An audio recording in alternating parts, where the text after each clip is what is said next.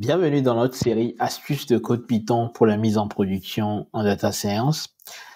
Aujourd'hui, dans cette vidéo, on va poursuivre donc notre aventure sur les listes. Et c'est le 3e épisode et on va essayer de se concentrer sur quelques fonctions très intéressantes qui vous permettra d'aller encore plus loin en tant que data scientist sur les structures de données des listes.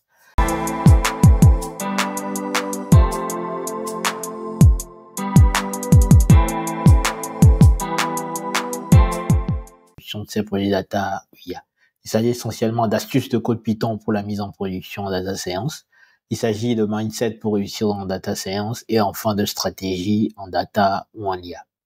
Donc si les thématiques autour de la mise en production de projets data ou IA t'intéressent, je t'invite donc à faire deux choses. Premièrement, abonne-toi afin de participer à cette aventure collective. Et deuxièmement, active la cloche de notification afin d'être notifié de tous nos nouveaux contenus édifiants qui apparaîtront chaque semaine sur la chaîne. Enfin, si tu es nouveau ici, je te souhaite la bienvenue parmi nous. Et donc, comme à l'accoutumée, je te donne rendez-vous donc dans la barre de description. Tu trouveras un petit cadeau, c'est un livret qui se lit très rapidement et qui te permettra justement de bâtir ton mindset sur les thématiques de mise en production.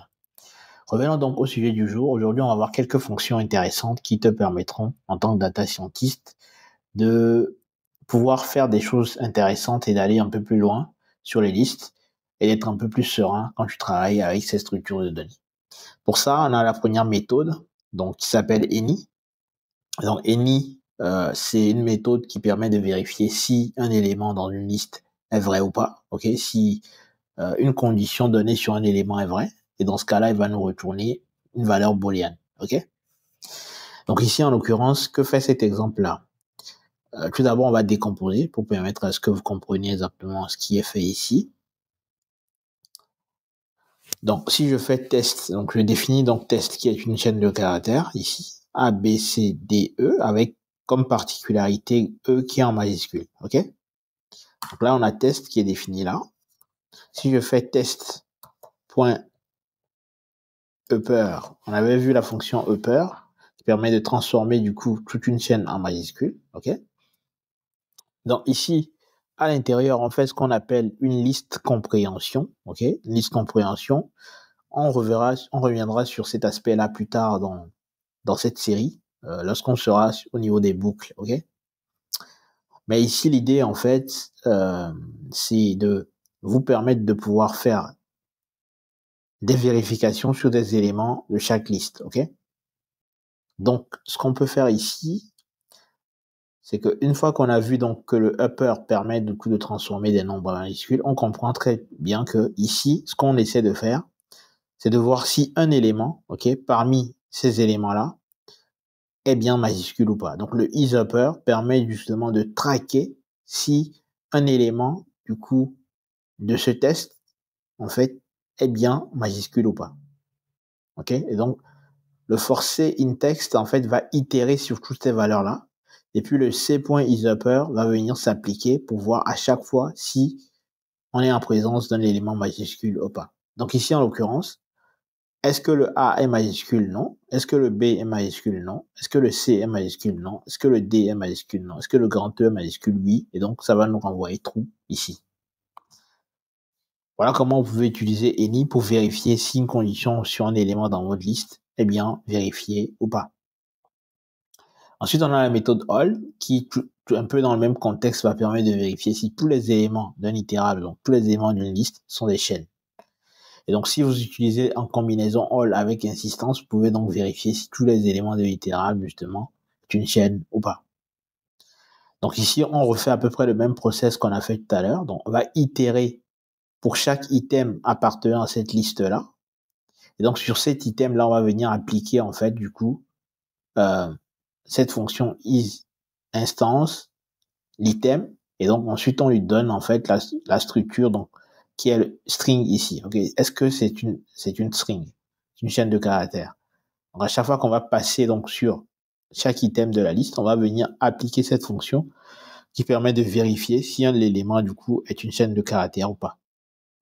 Et le all ici permet tout simplement de renvoyer, de vérifier si tous les éléments, ok, sont des chaînes. Et donc en l'occurrence ici, le all appliqué à ça va nous permettre de nous rendre compte que tous les éléments ne sont pas une chaîne puisqu'on est en présence des nombres entiers ici qui sont 1 et 2. Ok? Donc, si je exécute, on aura false. Petit aparté, je vous mettrai à disposition le notebook pour que vous puissiez pratiquer parce que la clé, bien évidemment, c'est la pratique afin de pouvoir vous-même vous rendre compte des résultats et pouvoir également les utiliser en fonction des problématiques que vous rencontrez dans votre quotidien. Ensuite, on a la méthode filter. Filter va permettre de récupérer les éléments d'un itérable qu'une fonction évalue comme vrai. Ok? Donc d'abord, on a une fonction qui va faire une évaluation et ensuite, le résultat renvoyé, donc du coup, la fonction va nous permettre de faire un checking, ok? Va nous renvoyer une sorte de booléen et à partir de ça, la fonction filter va s'appliquer pour récupérer finalement les éléments qui sont vrais, ok? Donc ici, en l'occurrence, on veut chercher s'il y a des éléments dans cette liste qui sont des pairs ou pas, qui sont pairs ou impairs. Donc en particulier, on va chercher les éléments qui sont pairs ici, en l'occurrence 2 et 4. Et pour ça, on applique en fait simplement la fonction filter sur la fonction anonyme. On reviendra aussi sur la fonction anonyme plus tard dans cette série. Et donc quand on va appliquer ça, on va obtenir simplement 2 et 4. Ok? Ça permet de vérifier si le nombre est pair ou pas. Et donc, filter, lui, va récupérer finalement les éléments de l'itérable que la fonction donc, a évalué comme vrai. Donc, il a évalué 2 comme vrai, donc il va le sortir. Il a évalué 4 comme vrai, il va le sortir également de cette comme résultat. La méthode map, maintenant, qui permet d'appliquer une fonction à chaque élément d'un itérable. Si on veut travailler sur chaque élément de l'itérable donc d'une liste, il faut utiliser donc map qui va vous permettre de faire ce travail-là. Donc ici, en l'occurrence, on veut multiplier chaque élément de cette liste par 2. Donc il suffit d'utiliser la fonction anonyme lambda, de définir en fait du coup la fonction, le nom de la fonction. Lambda est une fonction anonyme. Donc ici, vous lui mettez tout simplement la variable en fait dont il a besoin. Ici, c'est num pour nombre. Et ensuite, vous donnez l'opération que doit effectuer finalement cette fonction-là. Et donc, map, en appliquant map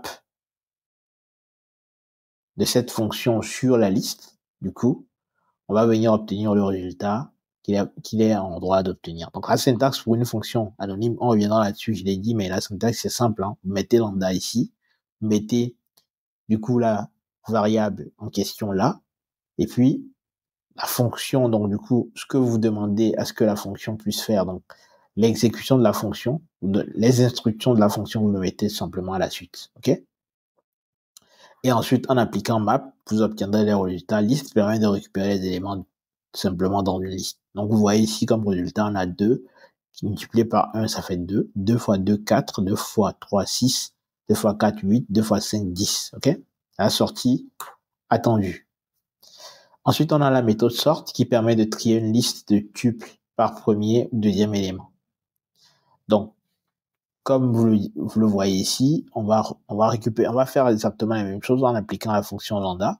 Lambda va nous permettre du coup ici de trier la liste du coup et de pouvoir récupérer donc en fonction du coup du premier ou du deuxième élément. Ok, ici en l'occurrence, on va trier en fonction justement du premier item. Ok, et donc à partir de là, on va pouvoir obtenir des choses très intéressantes. Donc là, voilà comment vous pouvez utiliser sort ici. Voilà, vous obtenez ces résultats-là. On fait la même chose ici par rapport au second item. Et on obtient également le résultat attendu. Donc voilà l'utilisation de any et la liste compréhension au lieu d'utiliser un if-else. Ok. Donc ici, voilà, l'idée ici, c'est de vous montrer que au lieu d'utiliser finalement des if-else, il est plutôt intéressant d'utiliser le any, comme on a vu au début, ok, dans une liste, ce qu'on appelle une liste compréhension, plutôt que d'utiliser le if-else, si vous souhaitez vérifier si une instruction est vraie pour un ou plusieurs éléments d'une liste, ok. L'utilisation de any et de la liste compréhension est plus simple que d'utiliser une boucle for et une instruction if-else, ok. Donc à partir de cet instant-là, lorsque vous avez affaire à des éléments, ok, vous voulez une instruction qui soit capable de dire si c'est vrai sur un ou plusieurs éléments d'une liste, utilisez plutôt any. Okay? Ensuite, ici, on a la fonction join qui permet de faire quelque chose d'intéressant, c'est-à-dire lorsqu'on veut travailler, on veut récupérer des éléments d'un dictionnaire et le mettre dans une chaîne de caractères. Eh bien, la fonction join peut nous aider à faire ça. Donc ici, on va définir donc fruit de cette façon-là. Ensuite, on va prendre fruit et on va lui joindre en fait cet élément-là qui indique simplement que n'importe quel caractère, ok, joignez-le avec les éléments finalement de cette liste, ok. Donc à partir de là, je vais pouvoir ajouter tout ce que je veux à gauche, du coup, et il va récupérer tous les éléments finalement de cette liste-là et va le mettre à l'intérieur de ma chaîne de caractères que j'ai mis ici. Donc, notez que ce qu'il y a à l'intérieur, ici, on appelle ça les f-strings. On reviendra sur les f-strings plus tard. Je vais vous montrer quelques astuces sur les f-strings parce que ça permet en fait d'écrire de façon très esthétique et aussi très opérationnelle. On va finir par l'opérateur zip qui permet en fait de travailler, de faire l'association entre les éléments de deux itérateurs, ok, en fonction de l'ordre dans lequel ils sont. Ok, lorsque vous avez par exemple deux structures, en l'occurrence une structure de données, une liste ici qui s'appelle num et une chaîne de caractères ici ABCD, mais vous voulez travailler donc sur ces deux différentes structures en fonction de l'ordre en fait dans lequel interviennent les valeurs de ces structures-là. Donc ici, il y en a un qui est A, 2 qui est B, 3 qui est C, 4 et D. C'est ce qu'on veut obtenir. Donc pour ça, il faut utiliser zip tout simplement. Zip va permettre de faire la combinaison élément par élément du coup de ces deux structures-là. Okay, vous allez les avoir en l'ordre. Et donc, grâce à liste, vous allez récupérer finalement la liste en fait de tous les éléments, toutes les combinaisons en fait, donc élément par élément, en fonction de l'ordre dans lequel ils sont de ces deux structures-là. Voilà comment zip intervient pour créer des choses plutôt intéressantes. Donc voilà, si j'exécute, vous voyez, 1 correspond à A comme tuple, ok, 2 correspond à B comme tuple, 3 correspond à C, donc ça c'est le troisième tuple, et 4 correspond à D, ok. Donc zip est très intéressant, permet de travailler en fait sur des structures de données différentes, mais il va aller récupérer en fait la position de chaque élément pour venir faire une correspondance entre ces deux-là, afin de créer une structure unique. Donc voilà, c'était donc tout pour cette vidéo. J'espère que cela vous a plu. Comme d'habitude, si vous avez aimé, likez, commentez.